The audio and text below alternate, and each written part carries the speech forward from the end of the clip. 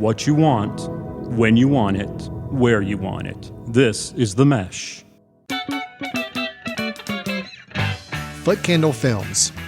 Film news and reviews from two guys who really like movies. This episode is brought to you by the Foot Candle Film Society.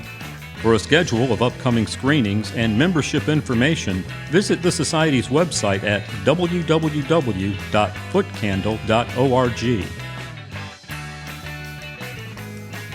Hello and welcome to Foot Candle Films here on the Mesh.tv podcast network.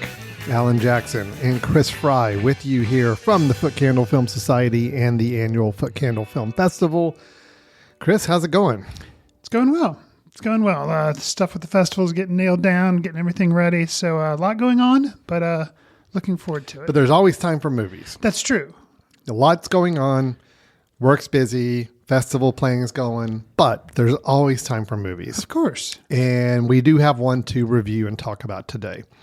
I say anticipated, although I say that about every M. Night Shyamalan film in a way, because it is an anticipatory process to see the latest Shyamalan film. And that's what we'll be discussing and reviewing. It was one of my top 10 most anticipated films for 2024. All right. So M. Night Shyamalan has a new film. I think I counted it's his 16th feature film, I believe. Okay. It is the film Trap, starring Josh Hartnett. And we're going to be reviewing that film here in just a moment. Following that, we have some news items and a couple of trailers to play of some films coming out soon. Chris, I'll go ahead and tease on the news. I'm just going to have to voice it. I'm disappointed in you. Okay.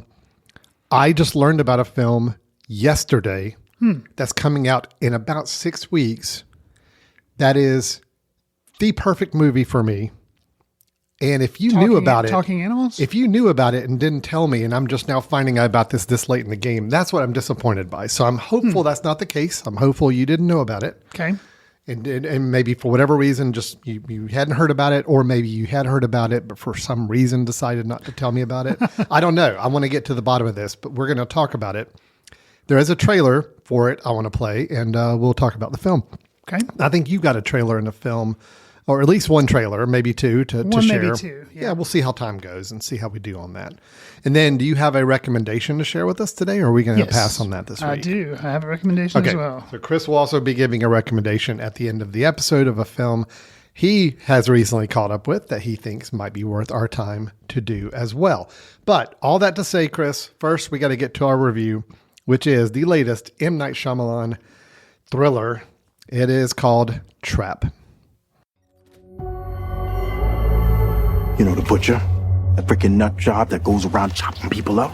The feds heard that he's gonna be here today. So they set up a trap for him. This whole concert, it's a trap. They're watching all the exits, they're checking everyone that leaves. There's no way to get out of here. I've never felt this before. I feel out of control. Chris, to me, when an M. Night Shyamalan film comes out, this to me has almost become like a research project of following Shyamalan's films. Okay. And exploring the rise, the fall, everywhere in between of the different work that he's done. Like I said, he's had, I think, 16 feature films. That's a lot. He really started, he did 2 before he did The Sixth Sense. But The Sixth Sense is kind of what everybody knows. That's kind of where he became a name. Wide release, had big acting names. Right. Sure. Yeah, got Oscar nominations. I mean, it was a big deal. Yeah. Then it's just kind of been, I'm not even going to say it was a roller coaster ride, because roller coaster indicates ups and downs like multiple times. His was started up. Mm-hmm. He had a kind of a notorious fall from grace. I think about maybe 4 or 5 movies in, when you've got like The Lady in the Water and The Happening, it kind of became he lost the magic, a lot of people believe. Then there started to be a little bit of a swing back up just a little bit. He got involved in some TV projects, and then he started releasing some smaller films that kind of leaned a little bit more into the thriller or sometimes scary films. You know, tried to get a little more niche with it, I think, instead of going broad like he did early on. And those films have been, I don't know what, hit or miss. I mean, there's been some wins, some losses on those. But here we are with Trap. We are the latest film in his oeuvre. This one telling the story of a father and his teen daughter that attend a pop concert only to realize they've entered the center of a dark and sinister event. Now, that is the tagline from IMDb. It's about as generic as you can make it. If you've seen the trailer, then you know they've that. already given you the premise of the entire film. Josh Hartnett's character, and this is not a spoiler, this is very clear in the trailer and really in the film in about 10 minutes as well. Absolutely. He is a murderer known as the Butcher, but he has taken his daughter to this pop concert she's been eagerly anticipating, only to find out once he's in there that the whole concert is being set up as a trap to find him. And so then we have a little bit of a cat and mouse game that goes on through the film of how does he make his way out of this? Does he make his way out of this? Do we want him as an audience to make his way out of this? And so forth and so on. People can obviously look at this film and think, all right, is there going to be some sort of twist because it's a Shyamalan thing or whatever? And maybe you could argue it does. I don't know. But Chris, I do want to hear your thoughts on this film. I have some very strong opinions on this film. Okay. That I'm anxious to get to, but I'd like to turn it over to you first and see if you're going to temper my feelings in any way, shape, or form first. What did you think of Trap? So, having come off Knock at the Cabin. That's right. That was the last one, right? His previous one, yeah. And I think we reviewed it here on the show, I believe, and neither one of us was as not over the moon, but neither one of us, I think, was as positive as other critics have been. There was a general, I think, more accepting of it, and I thought it had a great idea, but then just somehow there wasn't much to it. Kind of fell flat for me. With this film, yeah, if you've seen the trailer, the premise is all there. So you kind of go in kind of knowing what the setup was going to be. I just thought it was okay. There were some things about it that I feel like, scripts go through, obviously, several drafts. And I feel like if this script had gone through 2 or 3 more drafts, somebody would have said, hey, why don't we adjust this? Like, I feel like there were a lot of, let's say, like the movie's a machine, and there were a lot of screws that needed to be tightened down a little bit, and they could have made it run much better. The one thing that I will say out of the gate, Josh Hartnett, he was in Oppenheimer. I at first didn't even know who he was. I was like, oh, that was the guy a long time ago that was in Pearl Harbor, which I never saw. But I remember he was kind of like a heartthrob or whatever, and then just, for me at least, completely disappeared. He was in Oppenheimer. I thought he did a great job. And so when he was going to be the central person in this film, I was like, interesting. I'm looking forward to seeing it. I thought Hartnett did a good job. Specifically, one of the things that they don't, you can kind of guess in the trailer, I guess, a little bit maybe, but it's this father-daughter dynamic. And I have a daughter, she's now 22, but, I remember teenage years and getting in fights with friends and not getting along and feeling like an outsider, all those things that they touch on in the film. And the father is struggling with this, and he has to deal with other parents that come up to him and talk to him at the concert. And I thought all of that was great. And not expected, because you just expected to totally, think this guy's a complete weirdo freak because he's the Butcher. So I thought that was an interesting wrinkle that was in there. And I guess if I'm going to put my finger on 2 things, that one more so than the other, I'll say the first thing that I just complete eye roll for me. And I don't understand, other than maybe it's like a feature length weekend at the audience, which I'm like, okay, but what was the ultimate point of it? Hayley Mills. If that name means anything to you, you may know that she was in The Parent Trap. I think I maybe saw that Disney family film a long time ago. Notice the word trap was in the title. Oh, really? Yeah. I don't know. You tell me. So Hayley Mills is in this film. She is working with the FBI. She's like a, what do you call it? They drop like a profiler. Profiler, yes. So she's helping them try to profile the Butcher and find him in this. Okay. I saw her name in the trailer and I was like, Hayley Mills, wow, that's crazy. I didn't know she was still practicing as an actress because she's older now. And they have her in the film, but it was just so like, okay. And it was for me, because I knew kind of like who she was and stuff, it was really distracting. And the whole film, I kept hoping. I was like, well, somehow there's going to be a Shyamalan twist, or it's going to make sense for me why Hayley Mills was in this film at all. And it never did. Yeah. And if it's a feature length, winking at the audience, meta commentary on Hayley Mills was in Parent Trap. I didn't even think of that, and now I'm actually madder. So okay, Something in your setup told me that I think you're probably going to be harsher on this film than I am. I thought it was okay, but that part really annoyed me. Now, move on to the second part, which I have an idea you are really not going to like, because I'm getting the vibes. The person who plays Lady Raven, and I knew going into the film as well, it's M. Night Shyamalan's daughter. And she, performs songs. And to me, it was kind of like a riff on the Taylor Swift Eras Tour, having watched that documentary concert film. It's like just the way they shoot the stage and some of the production stuff, and kind of reminded me a lot of the grand things that Lady Gaga does as well, which is odd because I feel like so many films are taking advantage of that right now. Smile 2, which I saw a trailer for beforehand, has a very Lady Gaga-esque character. So it's like everything's commenting on that before Lady Gaga gets to be on screen with the Joker sequel later this year. We'll see what she does. But it just felt like, but I feel like if he had kept it at that and she was merely performing and doing these songs, like, fine. Mm-hmm.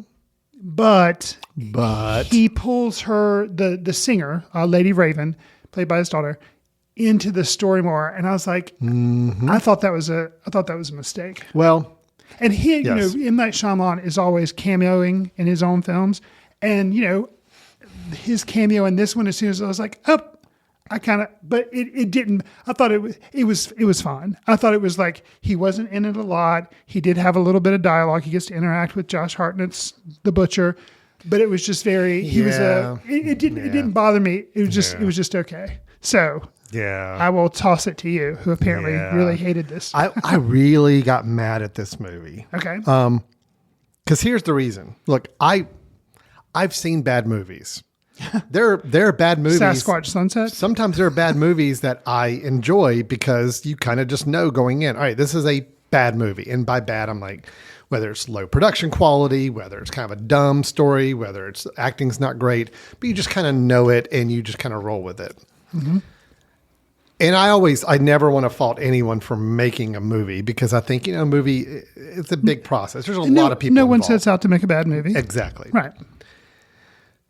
But you take this film, I think I've just gotten to the point now where, look, I don't think M. Night Shyamalan knows how to make a really good movie anymore. And I think he is somebody with incredible ideas. I think the concept behind this film is good. Mm-hmm. I like the setup of this film. Which he was the writer-director, so it's all, yeah. I mean, he's the only writer. And all these movies, other than the ones he did, a couple films, I think he did, like The Last Airbender. I don't know if obviously that was based off of other property. Right. Yeah, but he's pretty much a solo writer. So he has to take all responsibility for any plot machinations and dialogue and everything else. That's all him. The concept of his films are normally pretty good, okay? They have been since The Sixth Sense. I mean, he has had good setups of films. He knows, okay, here's the premise, here's the idea, here's the concept.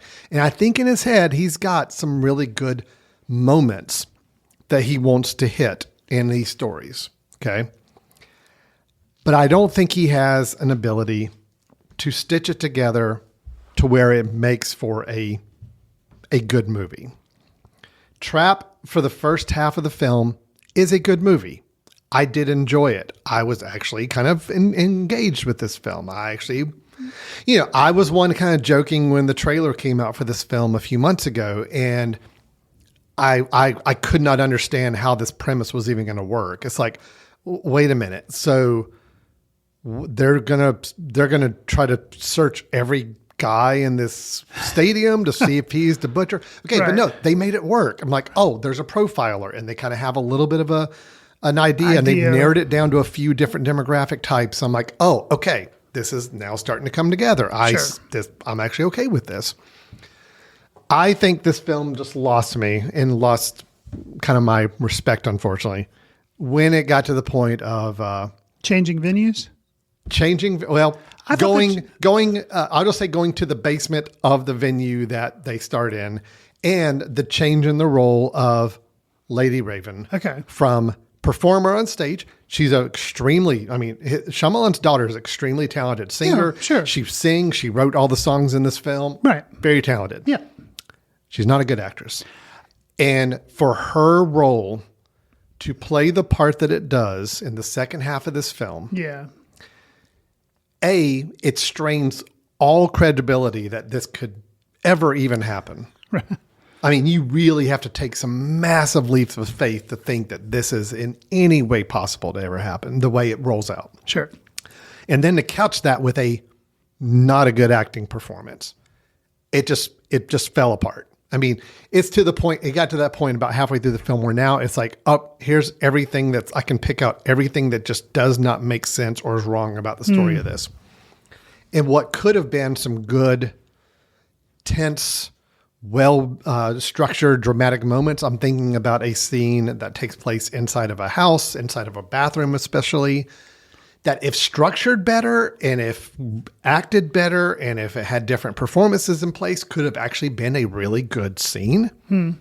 Was not, because the acting wasn't there and the writing wasn't there to support it, and it just fell apart. Right. The ending, we get to a whole, I'm not even going to say third act, because this is like the last 15 minutes of an hour and a half long movie, completely changes where it's not even the same movie anymore. Now we're involved with a whole different character that had no bearing on the rest of the film almost at all. But now we're supposed to be completely invested in this dynamic between these final two people that made no sense. And even now I still question, I don't understand how the story even came to be after hearing the final explanation from this other character that was supposed to clear it all up. And it was a little bit of a minor little Shyamalan twist. It's like, oh, well, this is actually how this all came to be. It's like, no, that actually invalidates everything I've just seen in the last hour and a half. This now makes absolutely no sense to me. Then you cap it off, Chris. Then you cap it off with a final moment. Oh, how to do it without spoiling. Well, leaving itself open for a sequel. Well, not even that. I'm saying right before that, before a certain character enters a certain vehicle. Okay. And I'll just say bicycle. Yeah. I can't do it without spoiling. It's just there is some plot machinations at the end that it had been referenced. It had been referenced in the film. What's that? Kickstand, leaving bikes standing up. No, I understand that. I understand what he was doing. And again, that was a Shyamalan little, I got a clever idea. Right. I'm going to drop this note earlier in the film, and then we're going to reference this at the end, and that's actually going to lead to this. Right. But what FBI SWAT team would ever let any of these things happen the way they did? Okay, that's what I'm getting to. I think if the film is not working, that's when you start finding everything that just doesn't work at all. We'll heighten it to a movie we mentioned recently, Silence of the Lambs. Yes. Which actually, you could pretty much say this is cribbing off that last kind of scenes you're talking about there. Lecter gets hold of a pen and then later uses it. Yeah. And you're like, well, why would anybody in this situation let that happen? Because they've got to be watching everything that happens with this person. But you and I both love that, or talked about that film, how much we liked it. And those things don't bother us, but that's a sign of a film when other things are getting you to the headspace where this is crazy. Why then it's not working for you. So I can see how at that moment you're just like, but it's it's not that doesn't happen in other films, but you're already in the headspace where nothing is working for you. You're right. And the things I'm bringing up are very minor, not minor. They are little plot points. They're little written bits of scenes that really fall flat and don't work because they don't make sense. There's no basis for reality to them. It takes huge leaps of faith with the audience to agree that this is going to happen. But you're right. By that point, I think the combination of the poor writing in the second half of the film, poor acting, and I'm sorry, I hate to kind of just pile on his daughter, Shalika Shyamalan, because again, she's very, very talented. She's so good up on the stage performance stuff. I totally bought her as a big international pop singer that people adore. But then you change her role and you want her to play a different part. And that part is not recognizable to me at all with what we've been already told about this person or what we're led to believe about this person. Sure. And it just falls apart. And I mean, but you have to believe this character. You have to believe this character is capable of the things that we're seeing in the last half of the film. And I don't buy it. And it just falls apart at that point. So good ideas, good concepts. Could it have worked with a better actress playing the role in the second half of the film? Could it have worked with somebody coming in, like you said, and just kind of tinkering with the script a little bit? Hey, let's just tighten some things up. Let's make some things make a little more sense. It could have, yes. But I think in the end of the day, Shyamalan just is no longer, in my mind, able to generate a fully top to bottom film. Whether he needs additional help on the writing, whether he needs to collaborate more with something, I don't know, but it's not there. That all to say, let me go positive. I thought Josh Hartnett was great. Okay. I really did like his performance. I honestly kind of feel bad that his performance kind of got saddled in the movie that we found at the latter half of this movie. Sure. Because it was a good performance. He was really good. I liked his daughter's performance, O'Reilly, played by Ariel Donahue. I thought very good as well. Haley Mills, do not understand why she's there. And that was frustrating because... That was the thing for me that all along just really bothered me. Some of the plot stuff you're talking about, I think overall, I kind of knew going in, like, okay, how are they going to sustain a film? I thought it was too long. It's an hour and 45 minutes. Could have been a breezy 85. That would have worked better for me. Because some of I feel like stretching it hurt it. The stuff in the arena stuff, good. But by the time they finally switched me, I was like, thank goodness, because it got to be so contrived and stagey to keep them there. And I was like, okay, I got kind of bored, which you never want to get in a thriller. But yeah, and at the end, without spoiling anything, because we don't want to do that, I thought I had a question about the whole FBI being there and everything. And I kind of thought, well, okay, but I don't understand how they got to that place to begin with. And at least I felt like they did try to give an explanation, and that was involved in the twist that Mr. Shyamalan gave us, which you kind of go in, unfortunately, and always expect. But but I thought, well, okay. They tried to rationalize it, but actually the explanation you get at the end actually causes even more questions for me. That makes even the film even more frustrating and doesn't make sense.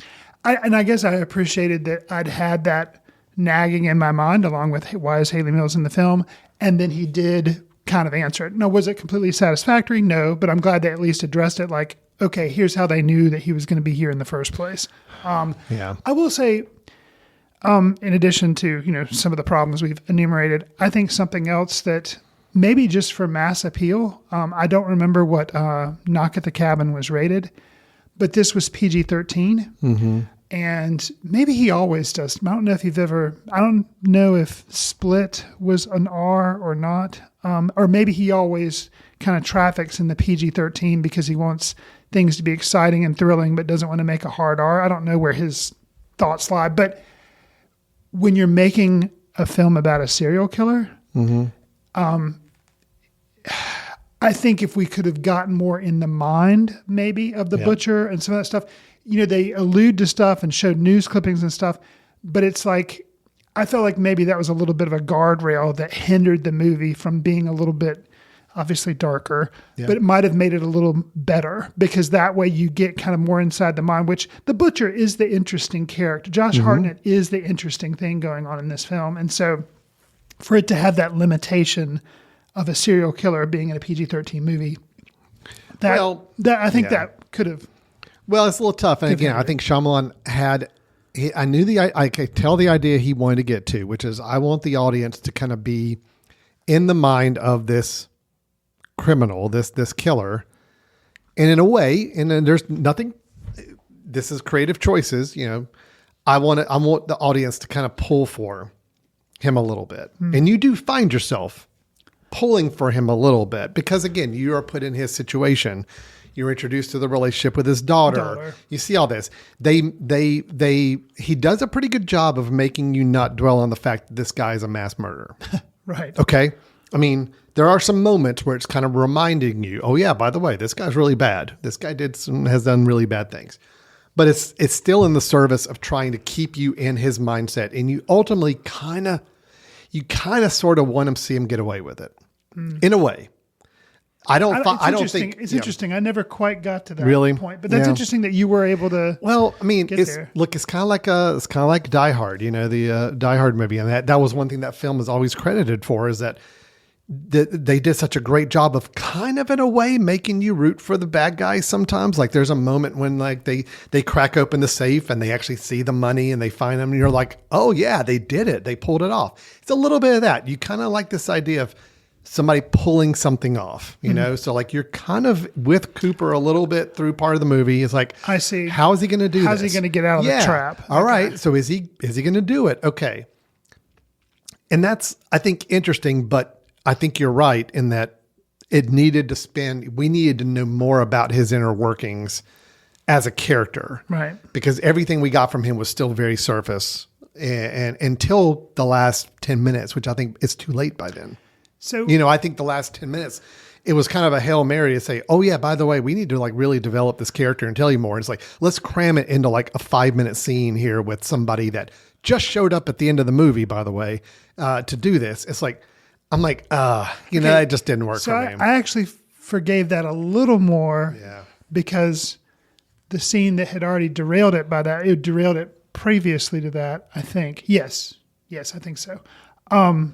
You'll have to tell me whether or not it was before or after. Mm-hmm. But unfortunately, it features Lady Raven and the butcher in a car having a conversation. Oh yeah. And I feel like I'm not going to fault Salika Sharma. I'm not going to fault her, who's playing Lady Raven, because I think it was unfair to put her in the situation with Josh Hartnett where she has to do some heavy lifting and it's unfair to ask her, because it was like, it doesn't work. What Josh Hartnett is putting out and what he's trying to respond to, it's like, it just didn't work. But you were supposed to be a really pivotal psychological moment. And Unfortunately, I don't buy that. It came off as more comical, which it shouldn't have. Which it should not have. No.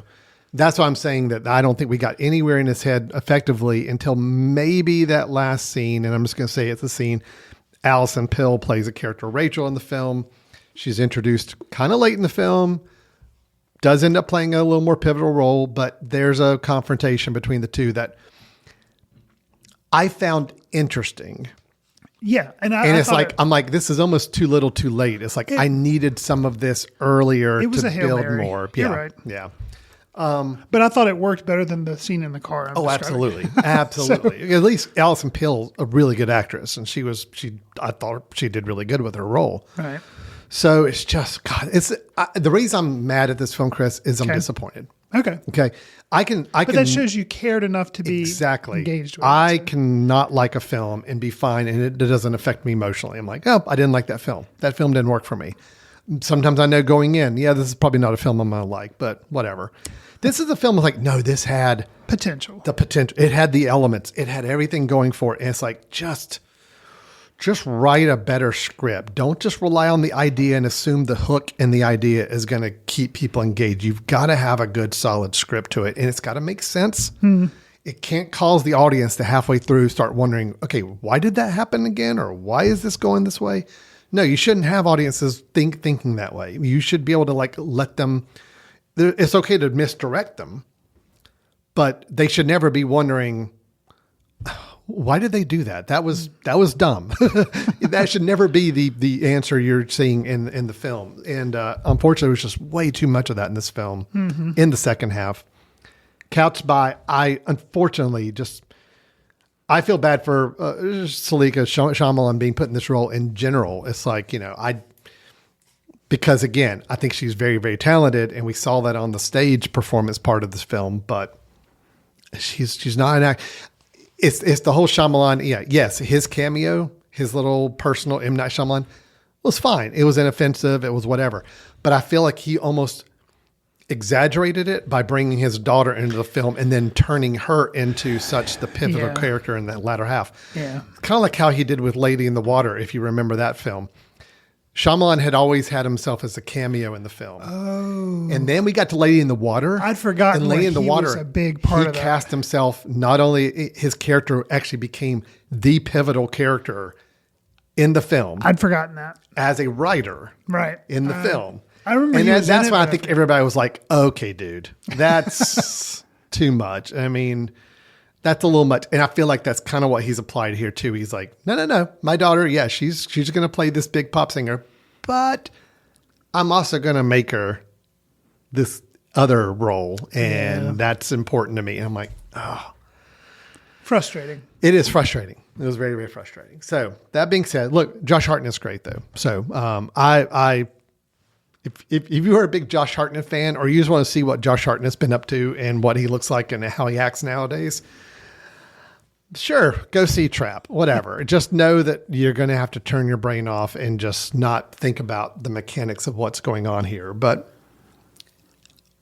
he might be enough of a reason to kind of maybe watch the film. I don't know. I feel like- I'm mad at the film. I'm sure people will probably find more enjoyment of it, maybe not think as hard about it as I do. And more power to you. Go and enjoy it. But It's a didn't work for summer popcorn film for me, and it's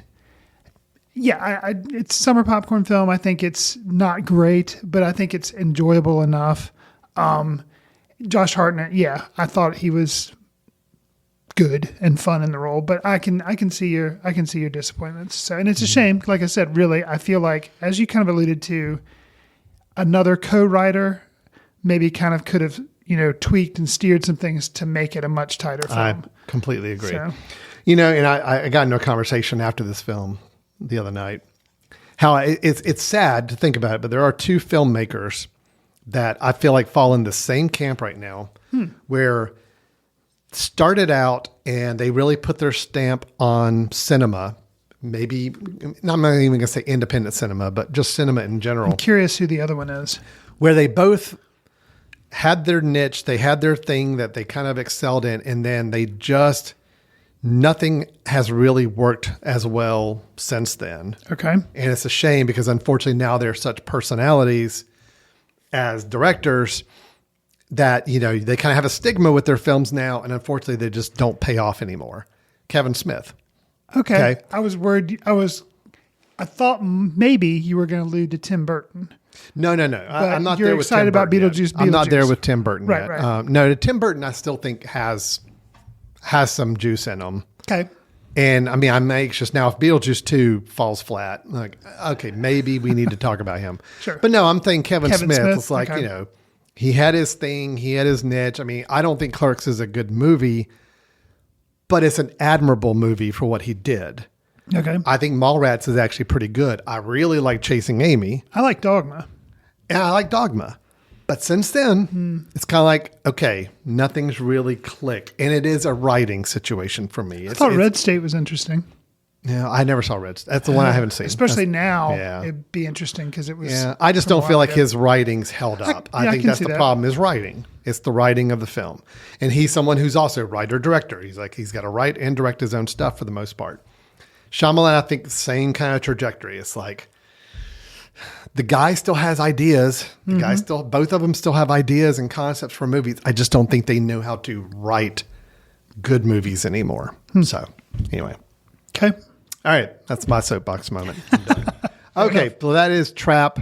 I know I'm bashing on this film and I really was disappointed with it and had some frustrations with it. But like Chris said, look, if you're willing to go, if you've heard me rant about it and you're like, you know what, I think I can overlook those kind of things and just go in for a fun popcorn thriller movie.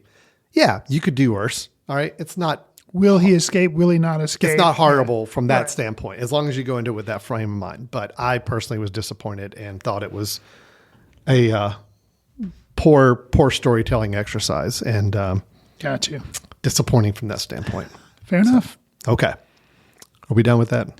Yes, we shall escape the review of Trap. I need something to kind of calm down a little bit and settle down a little bit. So how about we take a little break? I'm going to go, I don't know.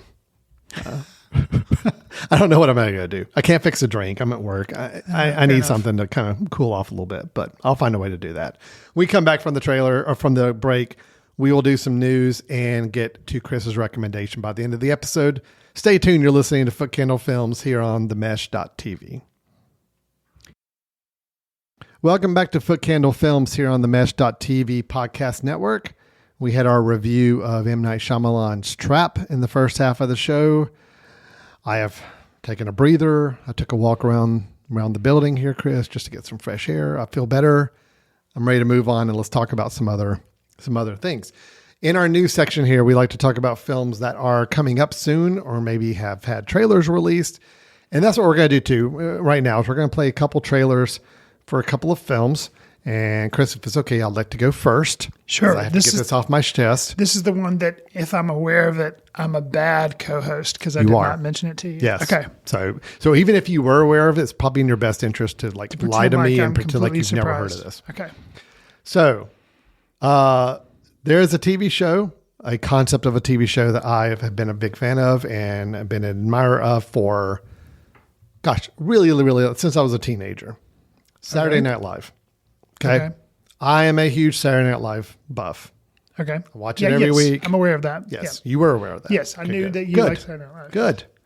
Okay. You were aware of that. You do know me. That's good. Big fan of Saturday Night Live. I love not only just I like the show, but I like the behind the scenes of the show. I read books on, the making of Saturday Night Live, behind the scenes stories of Saturday Night Live, everything. I love it. Gotcha. I was a big fan of, do you remember there was a TV show that came out that was, who was it? It's the guy who did The West Wing. What's his name? Writer, big guy. He's done movies. Aaron Sorkin? Aaron Sorkin. Okay. Did a Sunset Strip. I remember there was a behind the scenes TV show. It was a TV show. It was kind of like in a live comedy show thing. And I loved that show. It was fortunately short lived. Like a season maybe. Yeah, right? if that. So I'm just a big fan of that whole concept. So I'm scrolling yesterday, as I do, thinking, okay, well, what news of films may be coming out in the next several months do I need to be talking about in this podcast? And lo and behold, Jason Reitman, Ivan Reitman's son, Jason Reitman, has done several movies, Up in the Air, which I liked. Did Thank You for Not Smoking, which I also liked. He did Juno. Yep. He did, what else? He did the recent not the latest Ghostbusters, but the Ghostbusters Afterlife. Mm-hmm. So I like him as a director. What was the one he did with Charlize Theron? That was Sully. Sully. I really like Tully. Tully, not Sully. Sully's the airplane Steven pilot Spielberg, guy, or whatever. Yeah. Yeah. Pilot. Yeah. Right. So anyway, Jason Reitman. Yep. Jason Reitman has a movie coming out in October, Chris. Oh, October. I did not know about this. Called Saturday Night. Okay. And it is recreating behind the scenes the making of the first Saturday Night Live episode 1975. Okay. All right. So the trailer has come out. Now I'm going to go ahead and tell you before I get to the trailer in a minute. The trailer has I cannot find a clean version of the trailer. Oh. So I don't know how we're going to handle that. Some naughty words. There are a couple naughty words in it. Okay. I don't know how we're going to deal with that. I'm going to let our editor or producer decide if those stay in or not. I mean, it's up to you. Could he get a collection of funny noises to put over Just the to drop different, over a couple? I don't know. like the little spring going boing, or like all these little different that might work for a couple car of those, horn. yeah. Anyway, I can't find a clean version. There's only the one version. So is this a Red Band trailer then? I mean, I guess it is because it does have a couple of Expletives. vulgarities. Well, what's interesting though, Jason Reitman Yeah. being, a mainstream director. It's not like he's Kevin Smith putting out a Red Band trailer, which would actually make sense because like his movies too. So it's interesting.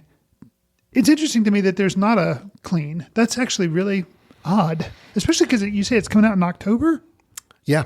Wow. Yeah, I mean, I couldn't find one. I mean, I did my internet sleuthing, couldn't find one. Huh, that's interesting. So I'll play this trailer in a second, but let me just set up a little bit of the film. Okay. So all the actual actors from that 1975 first season of Saturday Night Live are portrayed in the film. Got you.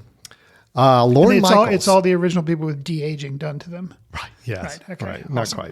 quite. The Lorne Michaels, who is executive producer of Saturday Night Live and still is to this day, is played by Gabrielle LaBelle. He played the young, quote, Steven Spielberg in The Fabelmans. Oh, wow. Okay. Yes. Cool. Okay.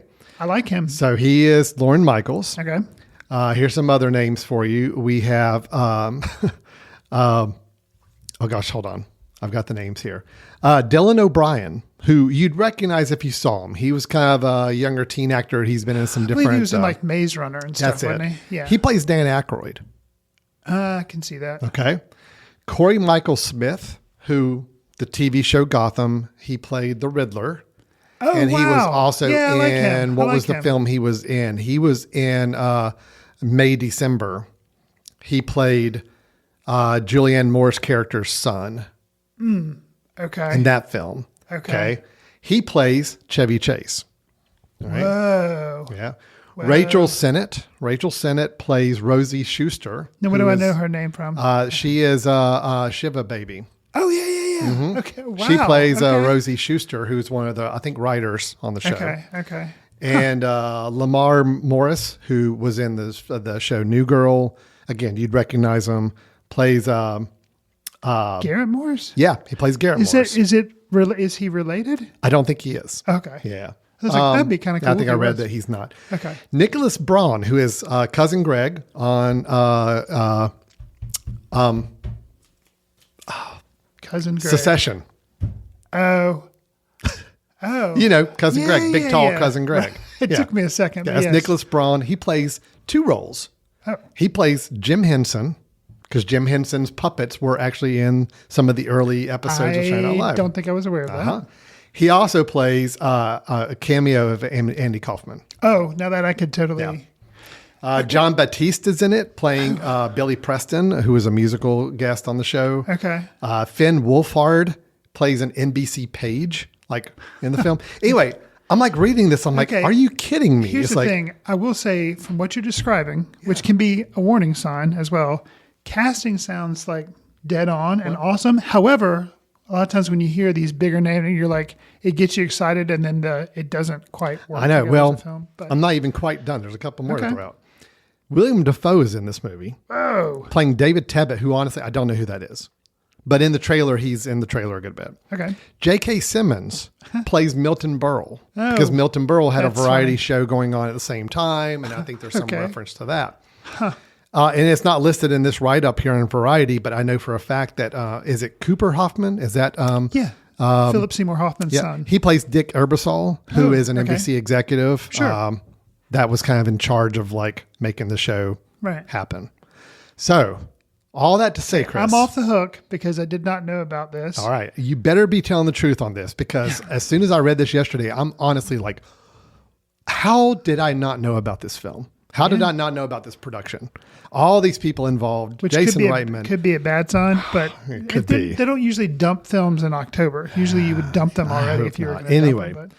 let's watch the trailer. We'll Okay. have to make a decision on how it's going to be handled for our audience. You know, we'll Okay. see. But just forewarning, if we don't do any editing on this, there's some naughty words in here. So just letting you know about that. But here we go. This is the trailer for Saturday Night. Hey, free comedy show, plenty of seats, plenty of tickets left, guys. Free show. Fuck's sake. So, big night. Look, my name is Lorne Michaels. I'm the producer of Saturday Night. The whole night? Yeah, the whole night. Chevy Chase, Gilda Radner, Dan Iyek. How the do you pronounce this? Aykroyd. You know, I was thinking, why don't we punt? We should run the dress rehearsal and claw back a win next Saturday. We can't, Dick. It's a live show. We're just not ready. All right. So that's the trailer for Saturday Night. Thoughts, Chris? Oh, Alan, I really hope this film is good, because if not, I feel like you're going to... I know. I don't know what it's going to take to bring you out of the slump if Look, this film is not. I'm going to be at trap level upsetness and disappointment and anger if this film is not good. It looks great. All kind of off mic in between when we took a break and Alan was trying to come down. I said, it's a shame because M. Night Shyamalan really knows how to do trailers still. His trailers for his films are already affected. And you're like, that's the thing because he's all ideas. Jason Reitman can have someone, or maybe he cuts it himself, can cut a good trailer because that trailer looks amazing. It highlights all the cast, the tension. It's got a great idea where they're not trying to tell us the history of Saturday Night Live. No, it's focusing on one show. It's a limited time frame. Yeah, I mean, I wonder if it's going to be real time. Like they say 90 minutes till 90 showtime. minutes, I'm like, that's a cool. Oh, wow. That would be like cool. a little clock ticket. Yes. Amazing. I mean, who knows? But gosh, such a good idea. Good cast, Yeah. good concept. Obviously, the subject matter I'm a fan of, so I'm excited. But boy, I tell you what, somebody needs to come in and set my expectations very low Super low. tell me something really bad about this film or the production to just get my expectations low. Because right now they are not low; they are dangerously high, and that's no good. So. Fair All right, enough. that's Saturday night. It is coming exclusively to movie theaters October 11th. And I am very curious how much of a release this would get. Could you imagine this film playing in Hickory? Like our hometown, our single AMC theater. Sure. That's the question I've got. I don't know. Yeah, it depends on people that have seen the film and know like how much of a hit, because then they'll be like, oh, well, we're going to put it in theaters because it's going to be such a huge thing. It is a known quantity Saturday Night Live, but if they can edit out the profanities and somehow make a commercial you can show on TV, I think there are enough people that like the show that would go see it because they would be interested in it. Yeah. I would assume, and Jason Reitman's kind of a known quantity too. A little bit. Yeah. I would assume it would, but I don't know. All right, well, here's hoping. Yeah, But I will drive. I will drive a distance to see this if I have to. So. fair enough. All right. Chris, that's my news and trailer. I'm going to turn it over to you. What do you have to share with us? You've got a trailer as well for a film, right? I do. It's a new trailer for director Jeremy Saulnier's new film, Rebel Ridge. I have not seen it. I know nothing about it except for the fact that he's a director that I think I've seen most, if not all, of his films. He kind of got his start in 2007 with a film that was a comedy horror type thing, Murder Party, which I liked. I think I recommended here on the show. Most people became familiar with him in 2013 with Blue Ruin. Then he went on to do Green Room. And then his prior film to this one was 2018's Hold the Dark. And that was a Netflix original as well. That came straight to Netflix, didn't make anything in the theater. Had Jeffrey Wright and Alexander Skarsgård were in that. And it was interesting. Of his films, it was probably my least favorite, but I thought it was still interesting and had stuff going on. So I'm curious to see. It's been since 2018. I'm curious to see what he's bringing to the screen this time. So just Small screen, I guess. let me just give the log line on this. Sure. It's coming to Netflix September 6th, by the way. So just like a month from now. Not long, Coming yeah. to Netflix. A former Marine grapples his way through a web of small town corruption when an attempt to post bail for his cousin escalates into a violent standoff with the local police chief. He didn't start this fight, but he will finish it. Wow. That is the log line for Rebel Ridge. So you want to go ahead and give it a shot? Let's watch it. Yeah, let's do it. Here we go. Hey, Mike, I'm posting bail. You stay low, all right? You can fight for the money, but that'll take you most of a year and cost you twice what you're owed. And it's legal? It's law. May I at least see my cousin? You can. I would love to, sir, just as soon as I get my money back. You do not stand in my station in front of my officers and set terms. You need to be very, very careful. Let's not do that. All right. So that was the trailer for Rebel Ridge. Chris, you and I had not seen it. You had not seen it before. I hadn't seen it before. What's any thoughts on it from what you saw? So it looks like a very different type of film than what I'm used to from him. I will say Green Room, which the whole concept behind that was these unknowing people that are in a band go to play this show and it ends up being at a neo-Nazi type place. And there's probably, obviously there's like commentary on race and stuff, and it turns into a very bad situation. They have to fight their way out of the club that they were going to play in. So that's Green Room. So it's not that the director or writer director has never like touched on elements of racism or anything like that. this one specifically looks like it's a battle between police and somebody who's been wrongly accused, and there's some back and forth there. So, and it's, the guy's black and the person accused is black, and he's like questioning the policemen and the cops of this local small town. So yeah, it looks very racially charged. I will say, and it also some action sequences because he's trying to get some bail money and things. Yeah. If this were any other filmmaker, I probably wouldn't be interested in it. But I feel like it looks pretty generic. It does. But I feel like the filmmaker is. Yeah. He usually has more at play there, and so. I am Don Johnson's in the film playing and it looks like he's giving it his all, chewing scenery. But I think it could work. I will say, what gives me a little bit of hope as well, because otherwise I'd get very leery that they were going to be too ham-fisted about the commentary they were trying to make, even though, racial tensions are a thing. I get it. It does show the fact that there is a black woman police officer, and it does show. So I'm like, okay, so hopefully they're going to try to do some balance there, and just kind of say, I don't know, it looks interesting. Yeah, going straight to Netflix. I wonder if Netflix is just like, whoa, what have we got? We got a powder keg on our hands. I don't know. I'll be interested, and it curious for me that I had not heard anything about it. And you're saying it comes out in September. Well, I mean, you got to admit, it doesn't have a household name lead actor in it. True. That's one thing. If it was if this was some other actor, if this was the guy playing Captain America this year. Sure. Anthony Mackie. Anthony Mackie. If it was Anthony Mackie playing this role, okay, you would have been hearing about this a lot more sooner. So I think the fact that it is, a little more unknown cast other than Don Johnson. Yeah, it still does concern me because, again, the trailer does make it look like it's pretty by the numbers revenge movie, kind of a payback movie with some racial overtones kind of mixed into it. I hope it's a little deeper than that. I hope it's a little more than that, but we'll see.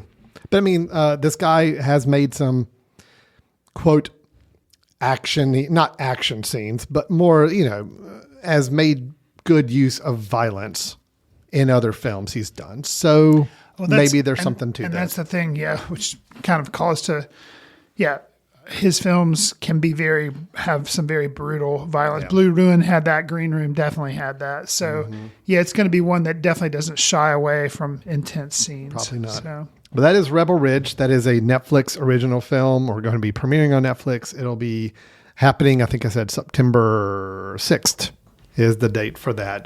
Directed by Jeremy Saulnier.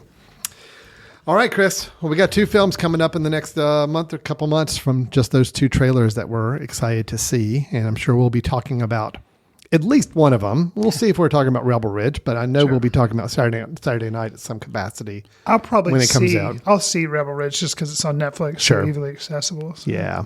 Good. All right. Now we come to the final moment of the show. This is when I turn it over to Chris and say, Chris, do you have a film that you'd like to recommend to us? This has now become a solo Chris Fry thing because, again, I have fallen down the job. I am not keeping up my end of the bargain and doing recommendations, but I trust Chris's recommendations immensely. So that's why I'm going to just let him handle it. What do you have to recommend for us this week, Chris? So this was a film that I originally watched for the show this year. I'm thinking we might review it. And now I was like, nope, not interested. Pass. So we never reviewed it. I was going to recommend it, but I thought, well, I'll wait till it comes to a streaming service. Well, that day has arrived. Kingdom of the Planet of the Apes is now available for people to stream on Hulu. And you can probably, I guess, rent it other places if you wanted to pay like a rental price, but it's definitely streaming on Hulu. This is another in the series of the Planet of the Apes movies. The story picks up several years after the reign of Caesar, who was played in the original films by Andy Serkis. The central protagonist in this one is Noah. He's portrayed, voice motion captured by Owen Teague. And he embarks on a journey that will kind of question everything he's been taught, because at this point, humans have really faded into the background. And it's basically apes running around a lot, kind of controlling things. I thought it was good. Now, did I like it as well as some of the previous new installments? No, but this is the third director in the third film, so it's kind of like they're going through directors. But I thought it was interesting enough. There's also some interesting commentary they do about weaponizing legacies, meaning you take something that somebody holds dear and then you kind of twist it and make it your own for your own purposes. So this is I'm sorry, go ahead, Chris. I interrupted you. No, it may That be was rude. fourth. I'm not sure how many there have been. Yeah, this is the fourth one. Third director. Third director, fourth film. Right. It's Matt Reeves. This is Wes Matt Ball, Reeves who did the directed this first one, The Rise of the Planet of the Apes. Yeah, the names are kind of I confusing. know. There's Rise, then there's War. And there's Dawn as well. Rise, Dawn, War, And then this one's just Kingdom. Kingdom. So, but yeah, this Okay. is the fourth. All right, gotcha.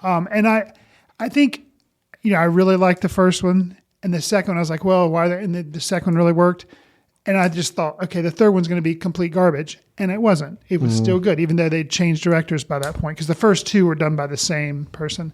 And this film, there again, it's kind of like nobody was asking for another Planet of the Apes movie. Why are they doing this?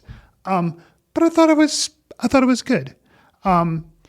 Is it? And I'll give it credit to the humans. I'm not spoiling anything. You see them in the trailer, so you know they're going to play a part. But they wait an awful long time. I felt like a pretty good while before they bring them in, which I thought was interesting. The effects are good as they've been. I was going to say, was the motion capture good? I mean, Andy Serkis is not involved not to my in knowledge. this, He's not now. and he was always with Caesar in those first Correct. three. That was kind of a standout performance. Right. But the motion capture is still pretty good though in this I one. felt so. Okay. And I think if you like those films, I think this one's worth checking out. Okay. Now you will be seeing it on the small screen. I really enjoyed seeing it on the big screen. But yeah, Kingdom of the Planet of the Apes. It's streaming on Hulu, so I recommend to check it out. Okay, Kingdom of the Planet of the Apes. Yes. The naming of those films was so awkward. Confusing. Yeah, it's Rise of the Planet of the Apes, War for the Planet, Dawn of the Planet of the Apes. This one especially, Kingdom of the Planet of the Apes. And I will say, again, I could be wrong, but the ending clearly leaves it open for them to continue the franchise, Sure. which I am fearful of where it's going to go now, because the film works, but then kind of the notes they leave it on, I'm like, okay, this doesn't think doesn't about it. bode well, but you never know. When the series first started back in late 60s, the original Planet of the Apes, Right. it started from the point where these films now are kind of have all led up to. Right. Kind of, right? Right. So it's like you could, as a These are a franchise, bunch of prequels. Yeah. now basically take and go forward and kind of map just like all those other films did. And you could still keep going infinitely Sure. if you really wanted to. Sure. We'll see if that's the direction they take. I mean, this one made pretty good money, It did. so they could probably keep them going. So now I'm leery of where it could go, just because at this point, like the interesting thing I was saying in this film, basically there's a character called Proximus Caesar, and what he is doing is taking the legacy of Caesar, and we liked Caesar in the early movies, and he's taking that and twisting it and totally using it for his own devices, kind of rising to be a dictator type figure. So it's interesting meta commentary. The way things are set up for what could be another sequel, it looks like now it doesn't look like there's going to be anything clever. It'll look like just a kind of a rinse and repeat of the original 1960s movie. So that's like, and some of the things that they've been doing in these other movies have been kind of creatively commenting on things, and that looks like it may fall away, but who knows? Who knows? So I would be, I'll still probably see the next one just because I still thought this one was worth seeing. So anyways, Kingdom of the Planet of the Apes, streaming on Hulu. All right. Good to know. Now that it's on Hulu, I will probably check it out. There you so go. I didn't make it to the theater to see it, but I'll check it out on Hulu. Sure thing. That wraps us up for today. So Chris's recommendation of Kingdom of the Planet of the Land of the Village of the Apes. Yes, something like that. Yeah. Our teasers and trailers for both Saturday Night and Rebel Ridge coming up over the next couple of months. And then our review of Trap at the first half of the show. So Chris, there may be opinions floating out there. There may be other movies that are custom made for me that people are knowing that are in production and I'm not being told about. And I'm giving listeners the opportunity to tell me about these films or tell me how I may be wrong on Trap, or, I'm open to ideas. I am open to conversation at any point. So how can they engage us in that? They can send an email to info@footcandle.org. You can follow us on Twitter at FootCandleFilm, Facebook, Footcandle Film Society, Instagram and Threads, we're just simply FootCandleFilm. Al and I are also on Letterboxd, where we try to track what we're seeing and leave quick takes and reviews. Do us a favor, consider giving us a star rating, or write a review, or share with friends whatever service you receive your favorite podcast on, because it'll help us reach new listeners. We'd appreciate it. We mentioned it a little bit at the top of the show because we would be derelict in our duties if we didn't. But the 2024 Foot Candle Film Festival is going to happen September 20th through the 29th. It's going to be a good one. It'll be our 10th year. If you're going to be in Western North Carolina, we would strongly encourage you to come check it out. We think you'll have a good time. All right. Well, that's the deal. So we hope to see you at the festival in September. Chris and had something else. The website is footcandlefilmfestival.com. Correct. Got to give you a way to get information about that. That's right. Footcandlefilmfestival.com is where you go to learn about the festival, see our schedules, see our films, get tickets, get passes, all that good stuff. Be a lot of fun. All right. Thanks, everybody, for listening today, and we will look forward to talking to everybody next time. Take care.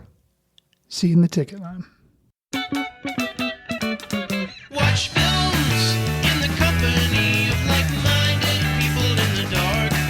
Watch films in the underground. We won't let anyone know where you are.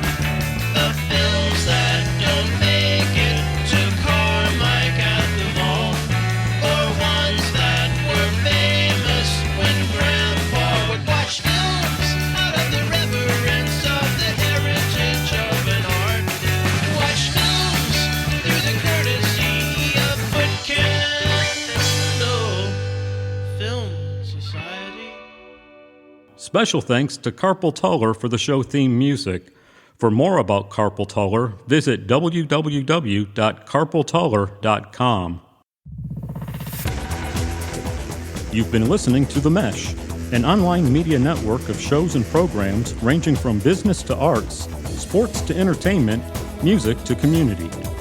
All programs are available on the website as well as through iTunes and YouTube. Check us out online at themesh.tv. Discover other network shows and give us feedback on what you just heard.